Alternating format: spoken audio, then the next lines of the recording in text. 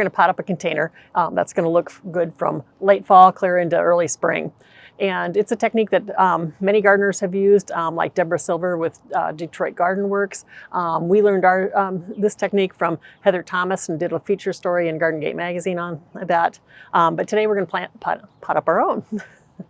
I'm going to start by planting some spring flowering bulbs in this container. So I've got a selection of hyacinths, daffodils, a couple different kinds, some tulips, and some pushkinia that'll all bloom in the spring. And so I have cleared out this container and that I had planted all summer. And we're going to start, I've got it about 6 inches down, and I'm going to start by planting some tulips in here. I've got a little deer pressure in this garden, so I'm going to put the tulips towards the center. I'm just going to put them right in, and then I'm going to surround them with some daffodils. I've got 2 different colors, so I'll make that, kind of mix that up. I can get an awful lot of bulbs in this container. Heather told me she gets about 60 bulbs in a 18-inch square container, or 20-inch square container. And this is a frost-free container. It can sit out all winter during the freeze and thaws, and will not crack. You can also use metal or wood, anything that's not going to crack on you. And I'm going to set in the daffodils on the outside. Deer don't tend to like daffodils or hyacinths, so I'm hoping that that will deter them a little bit. So I'm going to plant my hyacinths toward the outside of the container. I'm going to go in last with them. These bulbs all can be planted at about 4 to 6 inches deep, so they can all be done at the same level. But my pushkinia, my last little bulbs, they're smaller, and I'm going to put them in last, but I'm going to put some soil in on the top of this first.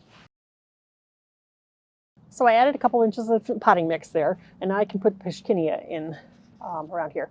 They don't need to be planted as deep, so they can go in above the tulips and daffodils and hyacinth. And you can use things like crocus, and some other early spring minor bulbs. These might bloom a little bit earlier than the rest of the plants in this container, but that'll be fun too.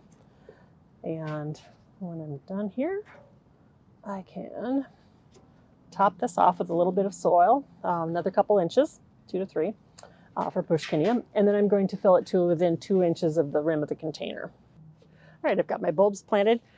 I would want to water this in, although this container's been rained on a few times, so the soil is actually fairly moist. I don't want it wet, just moist. The next thing we're going to do is going to prep this container for a fall into winter season display. And I'm going to start with some 2-inch craft foam, and I'm going to wedge it in, so it needs to fit kind of tight right inside my container. And I've had to piece this because I can't get craft foam quite big enough for this particular container. But we just pop that in. If you have a few gaps, you might stick a little bit of plastic in there. We're more worried about the bulbs being too wet underneath, but this craft foam will keep water from soaking in and rotting the bulbs over the winter. So the next thing we're going to do is start putting some evergreen stems in to make it look pretty for winter. Now I can start filling this container with some greenery. I'm just going to start with some white pine here. If you make a nice sharp cut that's angled like that, it'll poke right through that craft foam super easy. Or maybe not super easy. There we go. And it's okay if it goes into the soil a little bit. When the soil freezes, that'll anchor it all in place. I've also got some Concolor Fir that we're just gonna, if it has a curved sort of stem, we can use that to our advantage by trailing it over the side of the container.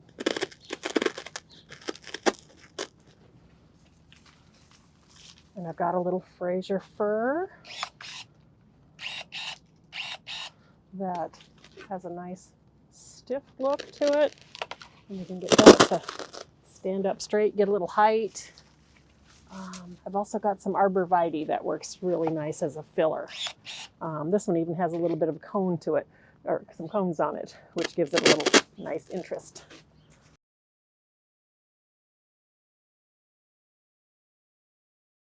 All right, I think I've got most of my greens in here. Got some different textures, so that's kind of nice. And the next thing we're going to do is add a few more interesting things for fall. So things like sedum actually have some color to it.